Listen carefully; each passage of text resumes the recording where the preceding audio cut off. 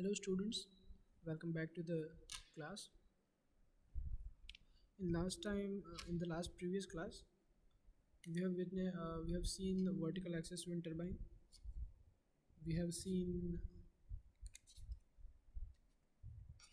we have seen the block diagram of wind energy generation, and today we are going to see the components of wind turbine. Okay, so let's let's start it. So firstly, you can see there are two blades जो यहाँ पे hub के साथ connect की गई है. ठीक है,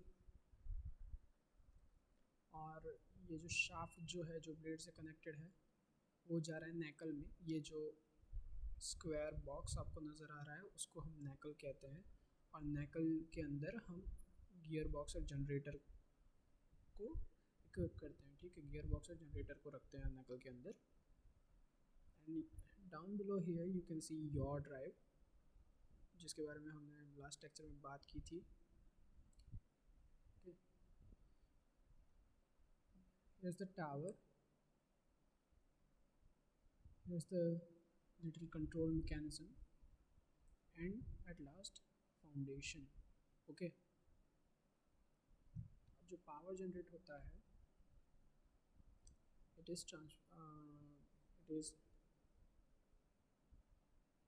sent to the grid after it gets through the transformer. Okay. Now ये जो आप फिगर देख रहे हो वो गियर्ड विंड पावर प्लांट के लिए है. वी हैव डिस्कस्ड कि गियर बॉक्स के साथ भी जनरेटर को लिंक करके भी हम पावर जनरेट कर सकते हैं. उसके अलावा भी दूसरा एक वे है जिससे हम लोग पावर जनरेट कर सकते हैं, जिसमें हम लोग क्या करते हैं, हम लोग डायरेक्ट ड्राइव मेथड यूज़ करते हैं. ठीक है, नाउ वो जो डायरेक्ट ड्राइव वाला मेथड ज़्यादा यूज़ नहीं होता, गियर बॉक्स वाला जो है वो सबसे ज़्यादा यूज़ होता है. Okay, now let's discuss about the blades of the wind turbine. तो जो विंड टर्बाइन की ब्लेड्स हैं, ये जो दो ब्लेड्स आपको दिख रही है, ठीक है, वो दो ब्लेड्स को सिलेक्ट करने के लिए कौन से फैक्टर अफेक्ट करते हैं. ठीक है, तो जो भी जगह पे हम प्लांट एस्टैब्लिश कर रहे हैं उस जगह की जो विंड स्पीड रहती है, ठीक है, आपको पावर आउटपुट कितना चाहिए बेस्ड ऑन कि कहाँ कितने एरिया को आप पावर प्रोवाइड करने की लिए देख रहे हो. ठीक है, तो उसके ऊपर से आपका डिज़ायर्ड पावर आउटपुट जो रहता है वो, फिर आप कितनी ब्लेड्स यूज़ कर रहे हो. ठीक है, यहाँ पे दो ब्लेड्स दिख रही है हमको. नॉर्मली अगर आप देखोगे पावर प्लांट्स में 3 ब्लेड्स यूज़ होती है इंडिया में तो. ठीक है, उसके बाद टिप स्पीड रेशियो जिसके बारे में हम आगे देखेंगे. ये सारी ही चीज़ों को कंसीडर किया जाता है before designing the wind turbine का blade. Okay, and there is something called lift track characteristic जिसके बारे में हम आगे बात करेंगे. That is also considered. Okay, now जो रोटर होता है, ठीक है, रोटर का जो डिज़ाइन रहता है वो एरोडायनेमिक रहता है. Of course it needs to be aerodynamic so that we can generate maximum efficiency, right. और उसको लाइट वेट होना बहुत ज़्यादा ज़रूरी है. अगर लाइट वेट होगा तो ही विंड की वजह से वो रोटेट कर पाएगा, राइट. अब ये जो पार्ट आप देख रहे हो गियर बॉक्स, ठीक है, वो जो हमारा रोटर है और जनरेटर है उसके बीच में आया हुआ है. ठीक है, और उसका काम क्या है, तो वो क्या करता है कि रोटर से हमको जो कुछ भी आउटपुट मिलता है, जितना भी आरपीएम मिला, उसको वो क्या करेगा, एम्पलीफाई कर देगा. ठीक है, 5 आरपीएम को वो 1500 में कन्वर्ट कर देगा. ठीक है, और उसकी वजह से वो हायर आरपीएम की वजह से जनरेटर जो है वो रन करेगा. ठीक है, और जब जनरेटर रन करेगा तो क्या होगा, वो वो इलेक्ट्रिसिटी जनरेट करेगा. ठीक है, और जो इलेक्ट्रिसिटी जनरेट हुई उसको हम क्या करेंगे, उसको हम ग्रिड में भेजेंगे. But before that we need to make it more stable. So power electronic units का हम लोग यूज़ करेंगे, ठीक है। अब जो ट्रेडिशनल गियर बॉक्स होता है, ठीक है, जो विंड पावर प्लांट में यूज़ होता है, वो कनेक्टेड रहता है एक तरफ से रोटर से और दूसरी तरफ से जनरेटर से, ठीक है। जो ब्लेड्स जो रहती है, ये यहाँ पे ये जो दो ब्लेड्स हैं, वो ब्लेड्स क्या करेगी, हमारे शाफ्ट को रोटेट करेगी। शाफ्ट रोटेट होगा तो क्या होगा, शाफ्ट रोटेट होगा वो गियर बॉक्स को वो मैकेनिकल एनर्जी देगा। जो शाफ्ट का जो आरपीएम है 4 या 5 या 10 जितना भी आरपीएम है, गियर बॉक्स उसको एम्पलीफाई करेगा और वो जनरेटर को देगा और जनरेटर इलेक्ट्रिसिटी जनरेट करेगा। Okay, now discussing the advantages and disadvantages of geared wind power plant। तो सबसे पहले जो गियर्ड होता है वो लो कॉस्ट होता है, ठीक है। वो हायर स्पीड ऑपरेशन प्रोवाइड कर सकता है क्योंकि वो एम्पलीफाई कर देता है रोटेशन को, ठीक है, और टॉर्क भी ज़्यादा प्रोवाइड कर देता है। और बिकॉज इसके अंदर हम लोग बहुत सारे गियर्स हो गए या फिर बेयरिंग्स हो गई वो यूज़ कर रहे हैं, तो उसका वियर एंड टीयर भी हमेशा ज़्यादा होता है। गियर बॉक्स का हमेशा वियर एंड टीयर ज़्यादा होता है, ठीक है। मूविंग पार्ट ज़्यादा है यहाँ पे, ठीक है, तो मेंटेनेंस ज़्यादा हो गया। मिसअलाइनमेंट हो सकता है जिसकी वजह से सीरियस डैमेज हो सकता है हमारे विंड टरबाइन को। अगर गियर में कोई कुछ दिक्कत हो गई तो मिसअलाइनमेंट होने का चांसेस है, ठीक है, और उसी की वजह से रिलायबिलिटी उसकी जो है वो इश्यू में आ सकती है। और बिकॉज इसके अंदर हम लोग काफ़ी गियर्स यूज़ कर रहे हैं तो डिज़ाइन जो है वो ऑटोमेटिकली कॉम्प्लेक्स हो जाता है, ठीक है। नाउ जिसके बारे में मैंने आपको बताया था कि जिसके बारे में हम बात करने वाले हैं, लिफ्ट एंड ड्रैग। तो ये लिफ्ट एंड ड्रैग दोनों ही क्या है, दोनों ही एरोडायनेमिक फोर्सेस हैं, ठीक है। एक लगता है परपेंडिकुलर, जो हमारे विंड टरबाइन की ब्लेड्स को एक परपेंडिकुलर लगता है और दूसरा लगता है पैरेलल, ठीक है।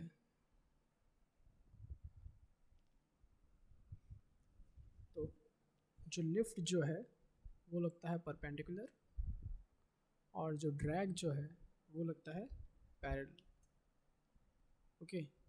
अब जो हमारी ब्लेड्स हैं टरबाइन की, उनकी एफिशिएंसी को हम इंक्रीज़ करने के लिए क्या करेंगे,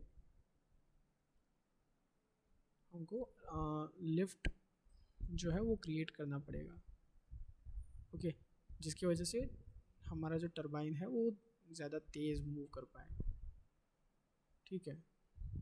और उसके लिए जो कर्व्ड एरोफॉइल टाइप की ब्लेड्स जो हैं वो यूज़ होती हैं, जो थोड़ी सी कर्व्ड हो रहती है, ठीक है, जिसकी वजह से विंड का रेजिस्टेंस जो है वो कम से कम आए, ओके, और हमको हायर स्पीड मिले, ठीक है। नाउ जो कुछ पैरामीटर्स हैं जिनके बारे में हमको देखना है। डेफिनेशन ये वही है जो हम पहले भी डिस्कस कर चुके हैं पहले के लेक्चर्स में, ठीक है। एनर्जी जो होती है वो किस तरह से होती है, तो 1/2 mv²। एनर्जी हो गई power 1/2 mv² divided by your time. यहाँ पे यूनिट टाइम के लिए है, सो यहाँ पे नहीं है टाइम। और मास फ्लो रेट जो है वो होता है 1/2 ρAV³, ठीक है। ये फार्मूलाज को इतना ज़्यादा अटेंशन अगर आप नहीं देना चाहोगे, अगर आप एग्ज़ाम क्लियर करने के पॉइंट ऑफ व्यू से पढ़ रहे हो तो आप इसे इग्नोर कर सकते हो, ठीक है। इसके ज़्यादा क्वेश्चंस एग्ज़ाम में नहीं आते। अगर आप प्रैक्टिकल पर्पस से पढ़ रहे हो तो it may be useful to you. Now tip speed ratio, जिसके बारे में हमने पहले बात की थी कि जब हम ब्लेड डिज़ाइन करते हैं तो उसको बहुत अच्छे से कंसीडर करते हैं, वो क्या होता है, ठीक है। तो it is nothing but a ratio of blade tip speed to the free stream wind speed, ठीक है। ब्लेड की जो टिप स्पीड है उससे जो फ्री स्ट्रीम विंड स्पीड है उसका जो रेशियो रहता है उसको हम टिप स्पीड बोलते हैं, ठीक है। सॉलिडिटी क्या है, वो है रेशियो है एरियाज़ का। कौन से एरियाज़ का, तो ब्लेड का जो एरिया है वो, और जो सब फ्रंटल एरिया हो गया हमारे ब्लेड का वो, ठीक है, जिसको आप यहाँ पे देख सकते हो, ठीक है। स्वेप्ट फ्रंटल एरिया क्या होता है, ये हो गया, ओके। नाउ पावर कोएफिशिएंट, सो वो क्या है, वो रेशियो है पावर का, ठीक है। कौन सी पावर का, तो टरबाइन के ऊपर से जितना पावर एक्सट्रैक्ट किया गया है वो to the total content wind power, ठीक है। उसके ऊपर से हमको क्या मिलता है, एफिशिएंसी मिलती है, okay. Now capacity factor, capacity factor क्या हो गया, it is nothing but ratio of outputs की आपका एवरेज आउटपुट कितना है और आपका मैक्सिमम या पीक आउटपुट कितना है, सिंपल। नाउ हम लिफ्ट एंड ड्रैग के बारे में डिटेल में बात करेंगे, बट सबसे पहले एरोडायनेमिक फोर्स के बारे में बात करते हैं, ठीक है। तो जो मेरी ब्लेड सेक्शन हो गई, ठीक है, ये जो मेरी ब्लेड्स आपको दिख रही है, ये तीनों ब्लेड्स, उनके ऊपर टोटल जितना फोर्स लगता है उस फोर्स को हम क्या बोलते हैं, एरोडायनेमिक फोर्स बोलते हैं, ठीक है। और वो कितना होता है, हाँ जी, वो होता है विंड जो हमारी रहती है उसके ऊपर उसकी जो काइनेटिक एनर्जी रहती है उसके प्रोपोर्शनल में होता है, ठीक है। और साथ साथ में जो प्रोजेक्टेड एरिया है, जो मैंने आपको बताया, प्रोजेक्टेड एरिया के भी प्रोपोर्शन में वो होता है, ठीक है। Now coming to lift, lift जो है हमने पहले ही बताया था क्या होता है, परपेंडिकुलर होता है, हमारा जो टरबाइन का ब्लेड है उससे वो परपेंडिकुलर होता है। एंड उसकी वजह से, मतलब लिफ्ट की वजह से क्या होता है, फोर्स लगता है और जो हमारा टरबाइन है उसको, सॉरी हमारा जो रोटर है उसको रोटेट करने को केपेबल बनाता है, ठीक है, हमें रोटेशन प्रोवाइड करता है आसान भाषा में। ना ड्रैग क्या होता है, ड्रैग जो होता है वो पैरेलल लगता है, ठीक है, हमारा जो टरबाइन है उसके पैरेलल में रखता है, एक तरीके से वो अपोज करता है, लिफ्ट से अपोजिट है, ओके। उसके बाद यहाँ पे कंपैरिजन दिखाई गई है अलग विंड टरबाइंस की, जो I don't think exam point of view से इतना ज़्यादा इम्पॉर्टेंट है।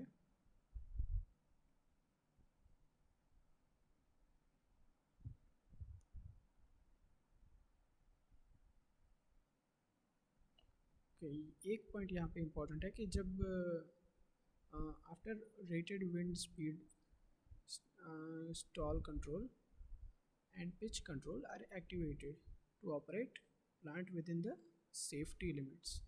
सेफ्टी के बारे में हम आगे पढ़ने वाले हैं, will discuss it there, safety mechanisms के बारे में, ठीक है।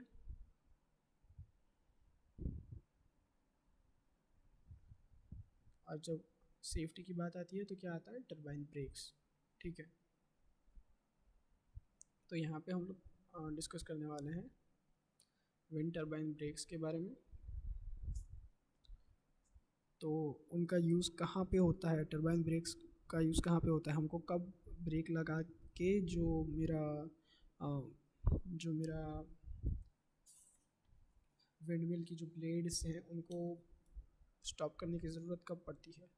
तो सबसे पहले तो जब हमको मेंटेनेंस करना हो, ठीक है, मेंटेनेंस एक्टिविटी के टाइम पे, कोई इमरजेंसी एक्टिविटी के टाइम पे, ठीक है, अगर कोई शॉर्ट सर्किट हो गया समथिंग लाइक दैट, ठीक है। और to manage the risk and protect the equipment in high wind speed, in simple language, in the act of hurricane, okay.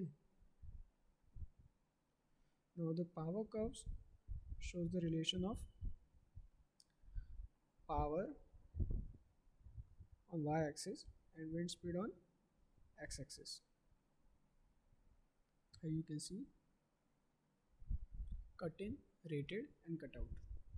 सो अब पहले हम लोग डिस्कस करेंगे कि ये कट इन, कट आउट और रेटेड होता क्या है। तो कट इन विंड स्पीड क्या होती है कि जब जो मेरा विंड मिल है वो इलेक्ट्रिसिटी जनरेट करना स्टार्ट कर देता है जिस स्पीड पे, उस स्पीड को हम लोग बोलते हैं कट इन स्पीड।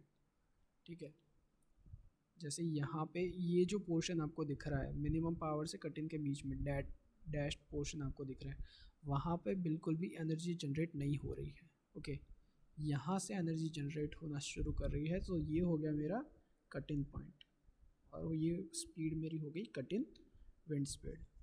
ठीक है, रेटेड विंड स्पीड क्या होती है? सिंपल, जब हमको रेटेड आउटपुट पावर मिलता है तो वो हो गई रेटेड विंड स्पीड। वो नॉर्मली होती कितनी है? वो नॉर्मली होती है 12 से 17 मीटर पर सेकंड के बीच में। और कट इन विंड स्पीड कितनी होती है? वो होती है 2 से 4 मीटर पर सेकंड की स्पीड पे। ठीक है, अब कटआउट स्पीड पे आते हैं। कटआउट स्पीड क्या होता है? तो कटआउट स्पीड क्या होता है, जैसे जैसे विंड जो स्पीड जो है विंड की वो बढ़ती है, उसकी वजह से जो टरबाइन के ऊपर फोर्स लगता है वो भी बढ़ता है। ठीक है, और एक पॉइंट ऐसा आता है कि टरबाइन को डैमेज हो जाता है, हमारे विंड जो ब्लेड्स हैं उनको डैमेज हो जाता है। तो जब ये डैमेज हो जाता है, जिस स्पीड पे मेरे टरबाइन को, मेरी ब्लेड्स को, विंडमिल की ब्लेड्स को जब डैमेज हो जाता है, उस स्पीड को हम बोलते हैं कटआउट स्पीड। ओके, और ऑफ कोर्स एक बार उसको डैमेज हो गया तो हमको क्या करना पड़ेगा, हमारे टरबाइन को स्टैंड स्टिल पोजीशन में लाना पड़ेगा, मतलब उसको रोकना पड़ेगा। और उसके लिए कौन सी मैकेनिज्म्स यूज़ होती है? There are 3 mechanisms used for that: furling, yawing और पिच कंट्रोल। ठीक है, let's discuss all 3 of them. तो फॉर्लिंग क्या होता है? फॉर्लिंग जो होता है उससे हम क्या कर पाते हैं कि जो मेरी विंड मिल हो गई, उसके जो ब्लेड्स हो गए, सेट ऑफ ब्लेड्स, ठीक है, उन सेट ऑफ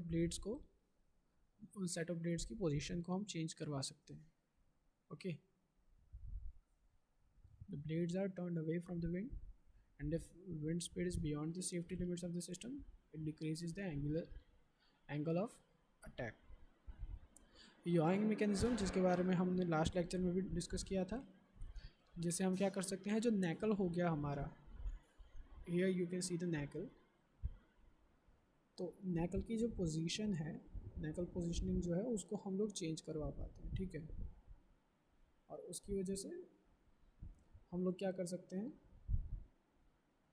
हमारा जो ऑपरेशन है पावर जनरेशन का, उसको हम ऑप्टिमम रख सकते हैं। ठीक है, मतलब उसको सबसे ज़्यादा एफिशिएंट रख सकते हैं। और सेम मैकेनिज्म का यूज़ हम ब्रेकिंग के लिए भी करते हैं। ठीक है, मोस्टली पहले जो है ये मैकेनिज्म नहीं हुआ करता था, बट रिसेंटली तो अभी सारे ही पावर प्लांट्स में आपको नज़र आएगा। पहले सिर्फ बड़े पावर प्लांट्स में होता था। ठीक है, उसके बाद है पिच कंट्रोल मैकेनिज्म, जिससे क्या होता है, वो अलाउ करता है जो मेरे रोटर ब्लेड जो है उनका एंगल ऑफ अटैक जो है वो मेजर करने के लिए, मॉनिटर करने के लिए और इवन कंट्रोल करने के लिए भी। ठीक है, और उसकी हेल्प से हम लोग क्या कर सकते हैं, हमारा जो ब्लेड है उनके एंगल्स को हम लोग कर सकते हैं कंट्रोल। ठीक है, यहाँ पे आप देख सकते हो कि पहले हाई कर दिया गया एंगल, यहाँ पे एंगल लो कर दिया गया है। ठीक है, और उसके इफ़ेक्ट क्या आ रहा है, यहाँ पे विंड जो है वो पैरेलली मूव कर रही है, यहाँ पे जो है वो कुछ उसके ऊपर प्रेशर आ रहा है। ठीक है, अब इस मेथड का यूज़ कब होता है, तो ऑप्टिमम पावर जब हमको हार्नेस करना है तब होता है, और दूसरा टरबाइन को हम प्रोटेक्ट करना चाहते हैं तब होता है। ठीक है, now will discuss something about aerodynamic efficiency. तो एरोडायनेमिक फोर्स के बारे में तो हमने पहले जान लिया वो क्या होता है। ठीक है, अब ये जो फोर्स हो गया एरोडायनेमिक फोर्स, उसके 2 एस्पेक्ट होते हैं, 2 कंपोनेंट होते हैं। कौन से कंपोनेंट होते हैं? लिफ्ट एंड ड्रैग, ठीक है। Now lift, so this component of force is perpendicular to the direction of approach velocity, we have discussed this before। और उसकी वजह से क्या होता है, प्रेशर जो है वो अनबैलेंस्ड होता है, ठीक है। और प्रेशर अनबैलेंस होने की वजह से क्या होता है, मेरा जो टरबाइन है, मेरा जो रोटर ब्लेड है वो रोटेट होना स्टार्ट होता है, ठीक है। ड्रैग क्या होता है, ड्रैग हमेशा पैरेलल होता है, we have discussed this before. And उसकी वजह से वो क्या रिप्रेजेंट करता है, फ्रिक्शन फोर्सेस को रिप्रेजेंट करता है, ओके। और ये जो शेप आपको दिख रहा है aerodynamic coefficient CL and CD, ये जो शेप आपको दिख रहा है रोटर ब्लेड का, उसको हम एरोफॉइल शेप बोलते हैं, ठीक है। इसको हम एरोफॉइल सेक्शन या एरोफॉइल शेप बोलते हैं, बिकॉज वो जो प्लेन का प्रोपेलर जो हो गया, आपने प्लेन्स देखे होंगे तो उनका प्रोपेलर देखा होगा, तो उसके सिमिलर दिखता है इसीलिए, ठीक है। And here are the equations for lift force and drag force, okay. जो हमारे दो कोएफिशिएंट हैं CL और CD, ड्रैग और लिफ्ट के लिए, उनके फार्मूलाज यहाँ पे दिए गए हैं, okay. So in this lecture we will keep towards it, keep it till here. In next lecture we will continue with the different types of wind turbines. All right, thank you everyone, see you in the next class.